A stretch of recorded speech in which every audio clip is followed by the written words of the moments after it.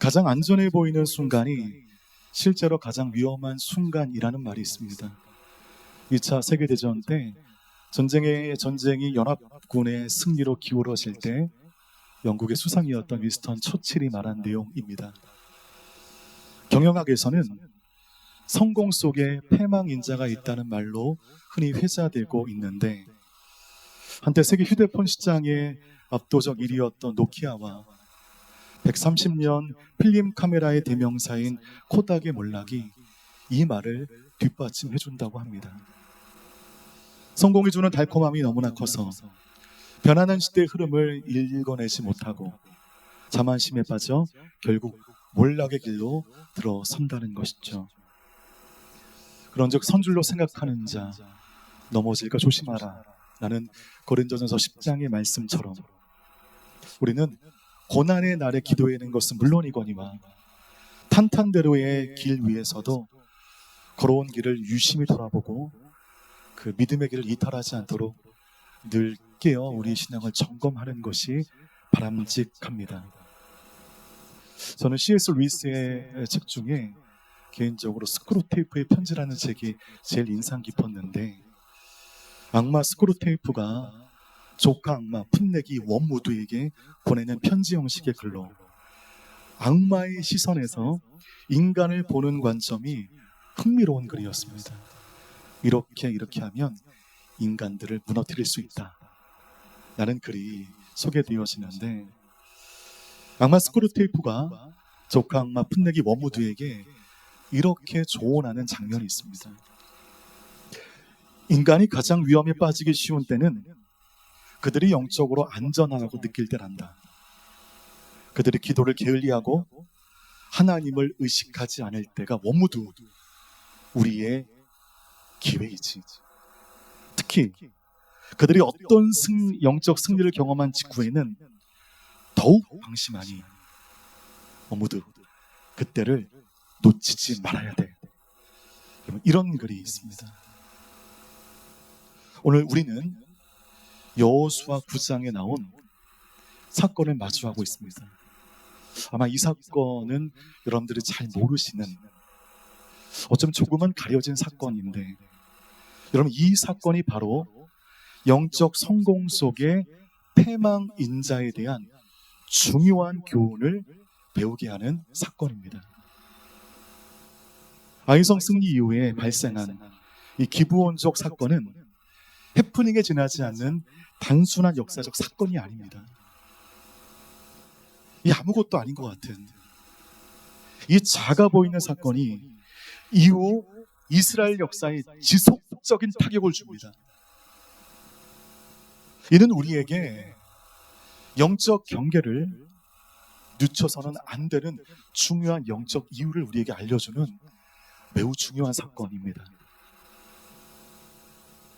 여리고와 아이성을 함락한 후에 가나안 땅에서 확실한 두각을 나타내고 있던 이스라엘 백성들 앞에 기브온이라고 하는 작은 족속이 등장하게 됩니다. 그들은 교묘한 속임수로 이스라엘과 평화조약을 맺게 되었고, 이스라엘 지도자들은 아이성마저 승리한 이후에 긴장감을 잃어버리고 이 일을 하나님께 묻지 않고 자기의 감정대로 그 족속과 언약을 맺게 됩니다. 바로 이 순간이 성공 속에 패망인자가 발동하기 시작한 순간이었습니다. 우리 성경을 펴시고 여호수아 9장 7절 말씀 우리 함께 읽겠습니다. 시작. 이스라엘 사람들이 히위 사람들에게 말했습니다. 당신들은 우리 가까이 사는 것 같은데 우리가 어떻게 당신들과 조약을 맺겠소? 7절에 나온 히위 사람들이 기브온 족속들입니다. 기브온 족속은 아이성까지 함락한 이스라엘의 침공이 너무너무 두려워서 속임수를 써서도 그들과 화친 정책을 맺으려고 했습니다.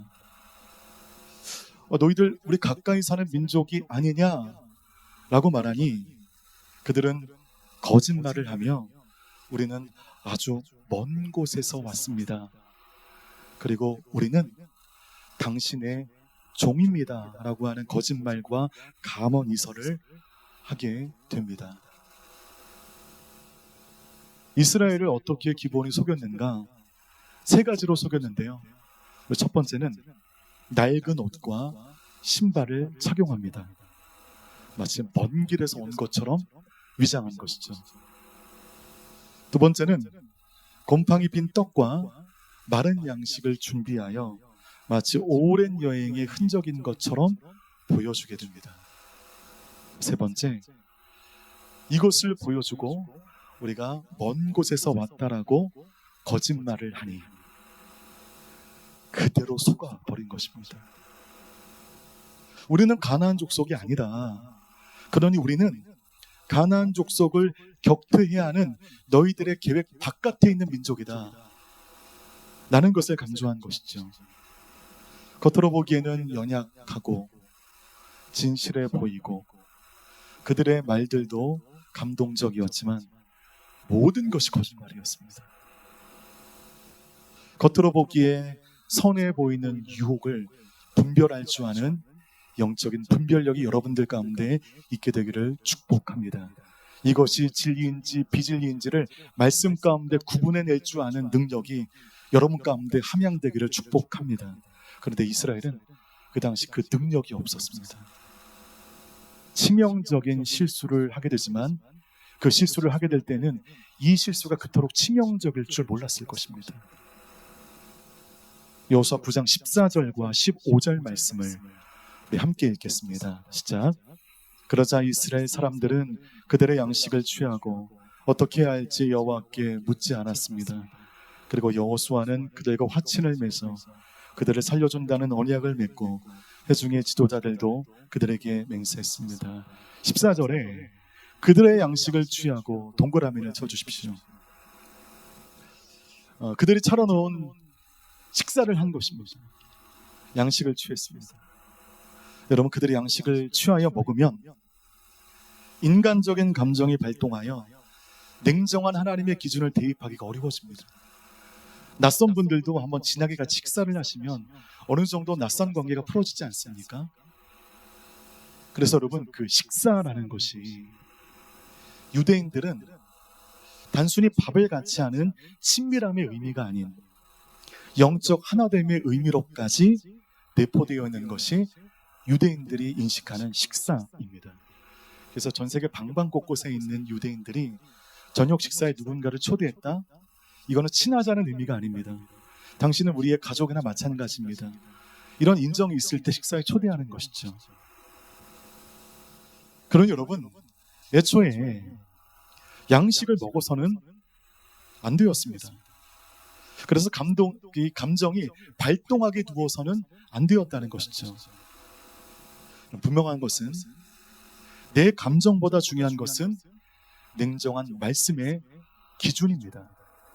내가 감정으로 동하게 되면 죄를 동정하게 됩니다. 죄와 친밀해지게 된다는 것이죠.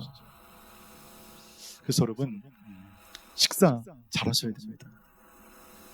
쾌락으로 얽힌 사람들과의 사내 진미를 좋아하지 마시고 은혜로 연결되어진 성도의 국밥 한 그릇에 만족하시기를 바라겠습니다. 여러분, 우리는 믿지 않는 사람들과도 더불어 살아가야 되기 때문에 그들과 완전히 관계를 단절해서도 안 되고 할 수도 없습니다. 조건 실컷 불신자들과 아웅다웅 살아가야 할 숙명이 우리 가운데 있습니다.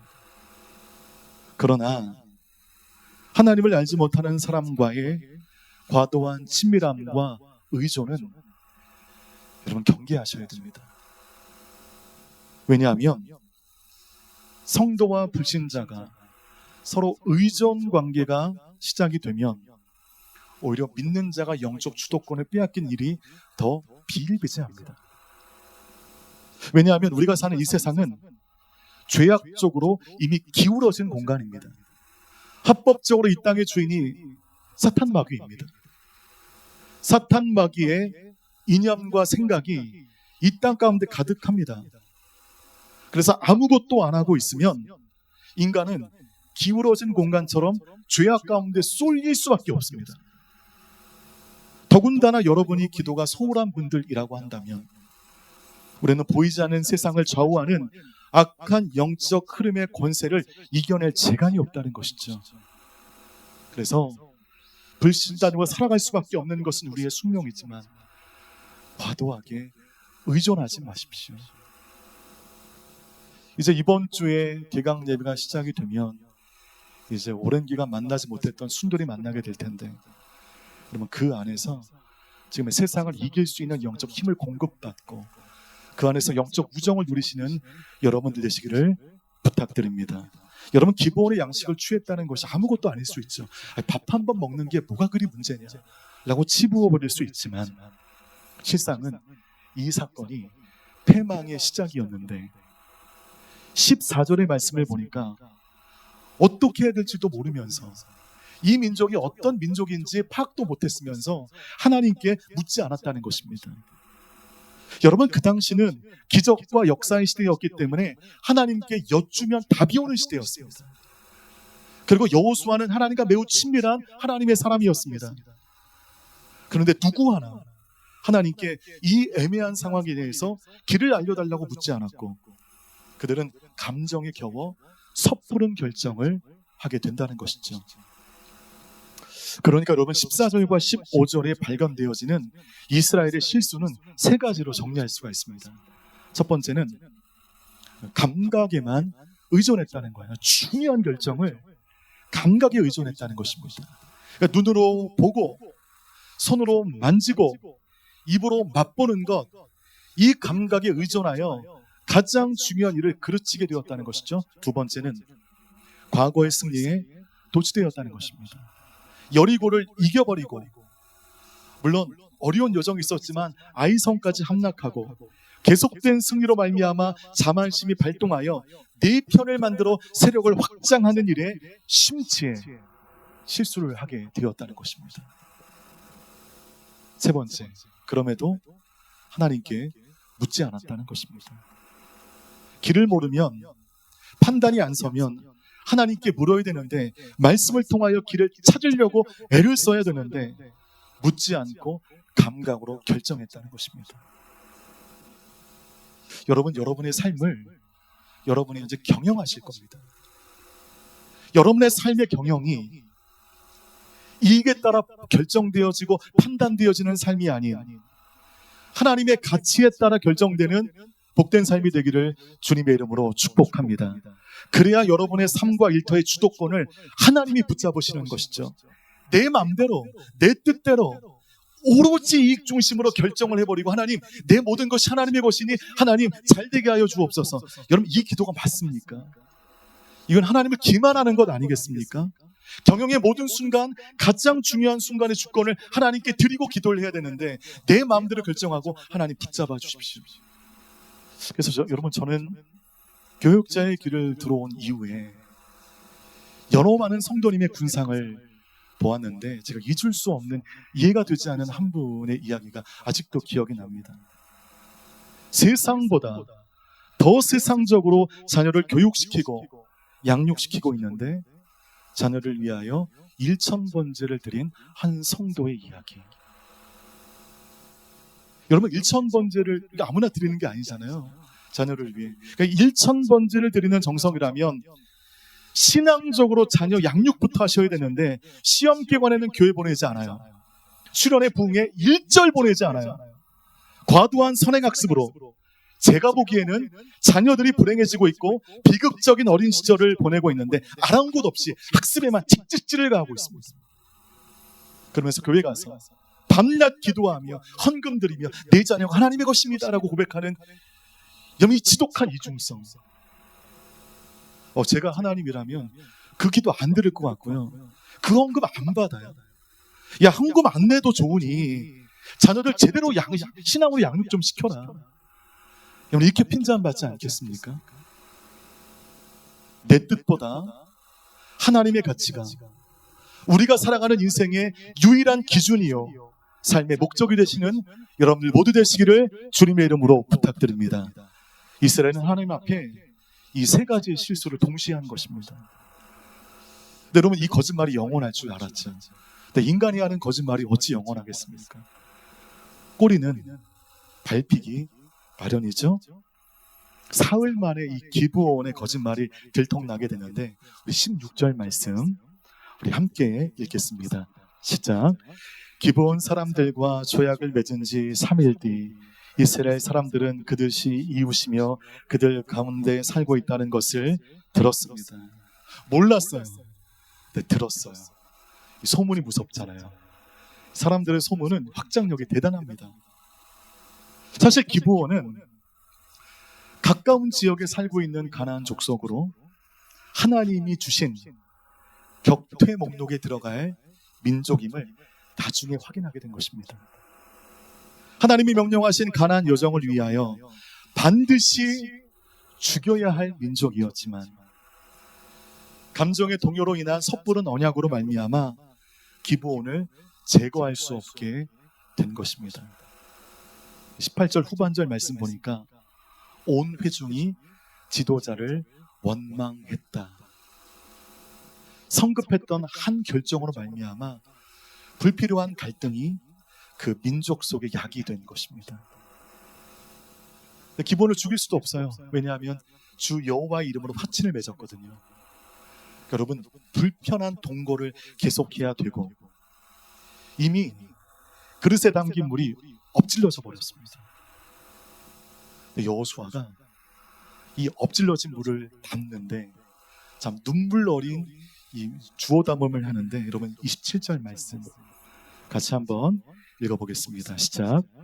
그날에 여호수아는 기브온 사람들을 온 회중을 위해 또 여호와께서 선택하신 여호와의 제단을 위해 나무를 패고 물을 길도록 했습니다. 그렇게 해서 그들이 오늘까지 그렇게 하고 있는 것입니다. 이 기브온 사람들을 받아주었는데 어떻게 일을 주었는가? 나무를 패고 물을 길도록 했는데 어디에서 이 일을 하게 했는가? 여호와의 제단에서 성소에서 일할 수 있도록 베풀었다는 것입니다. 이게 여호수아의 결정이었습니다. 여러분, 이 결과만 보면 이스라엘의 입장에서는 기브온과의 화치는 치명적인 실수였지만 여러분, 이게 기브온족의 입장에서는 거짓말 한 번으로 민족 전체가 살게 된 것입니다.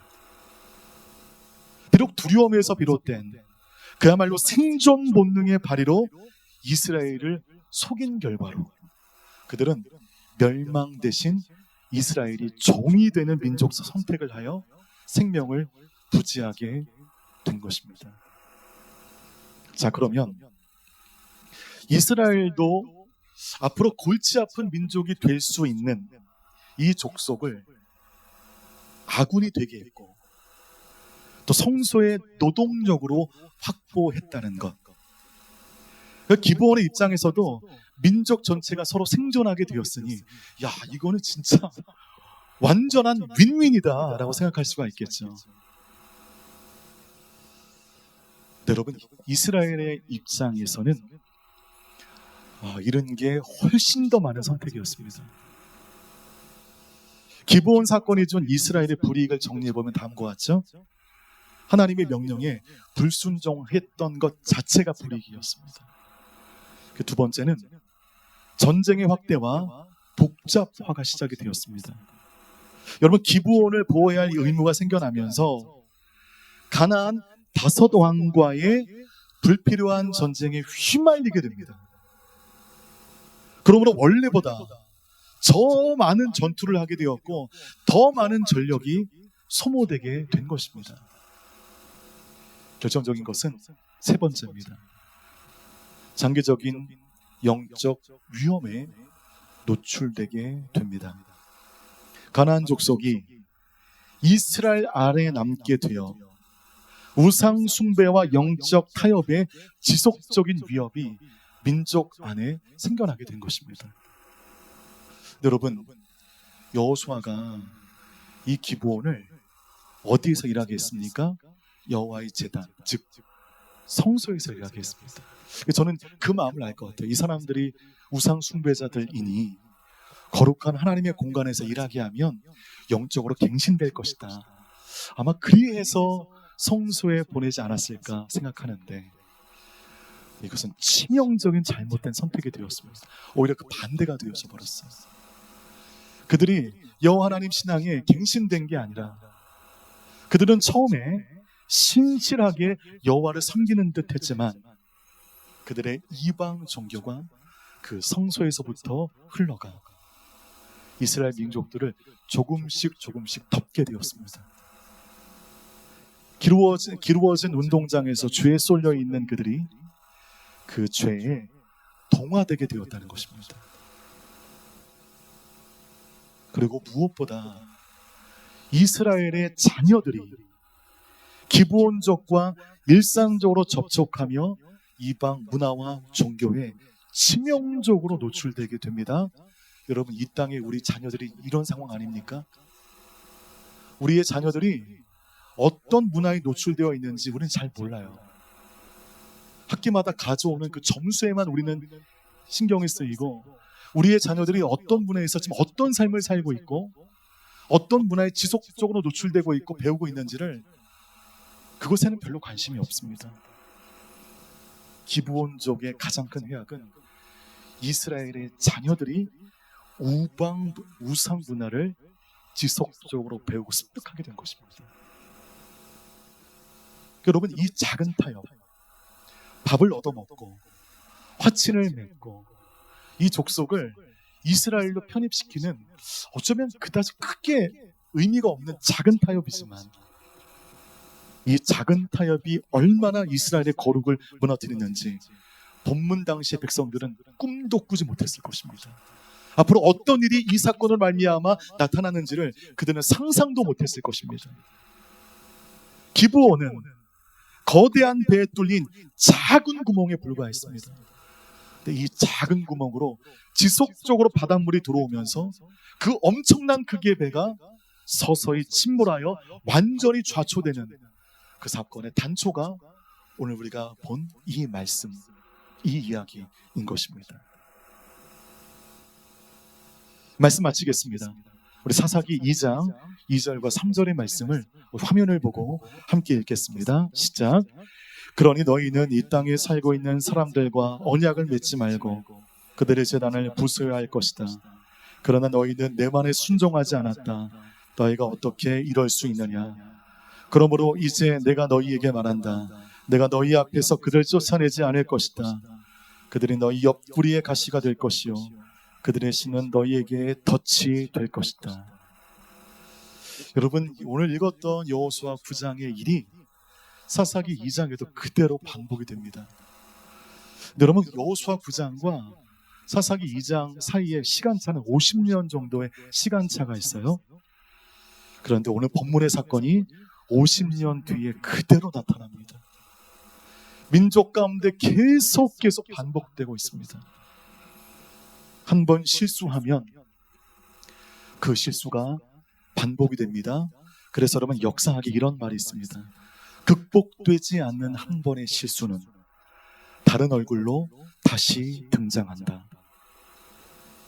기본적에 대한 실수는 거기서 끝나지 않고 50년 뒤에 똑같이 반복되고 있습니다. 우리 본문의 실수는 이스라엘 민족을 결정적일 때마다 방향을 잃게 하는 위협이 되고 있습니다. 사사기 2장 3절 말씀을 좀 다시 한번 열어주시겠어요?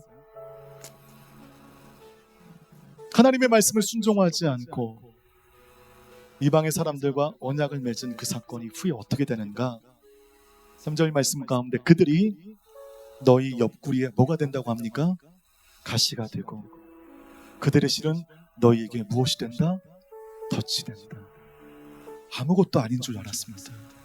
그냥 흘러가는 삶 속에 작은 점 하나에 불과한 사건인 줄 알았습니다.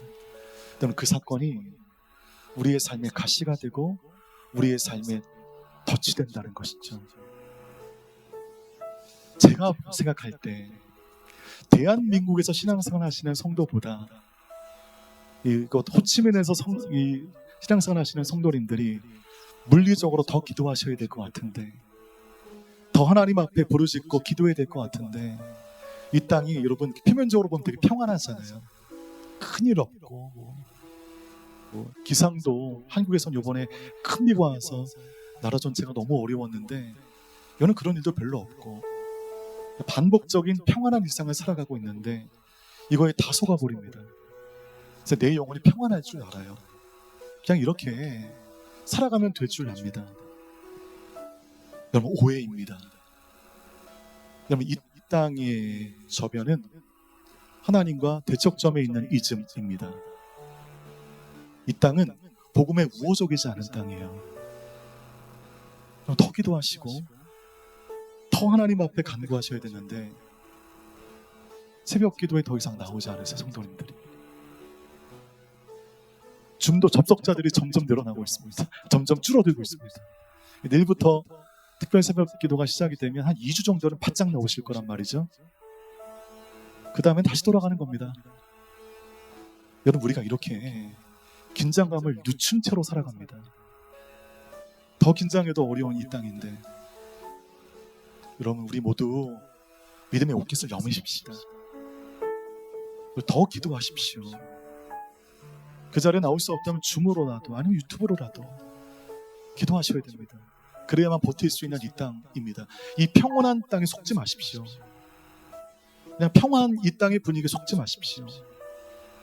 여러분, 우리가 여호수아의 실수와 이스라엘의 실수를 할 수 있습니다. 가시오 덫처럼 스멀스멀 나에게 다가오고 있는 아주 평온하게 포장되어진 세상의 문화 가운데 여지를 주지 말고 우리 모두 우리 길 대신 주님 꽉 붙잡고 더욱더 기도하고 더욱더 간구하며 쉽지 않은 이 땅에서의 삶을 믿음으로 승리해낼 수 있는 사랑하는 우리의 모든 성도님들 다 되시기를 주님의 이름으로 축복합니다.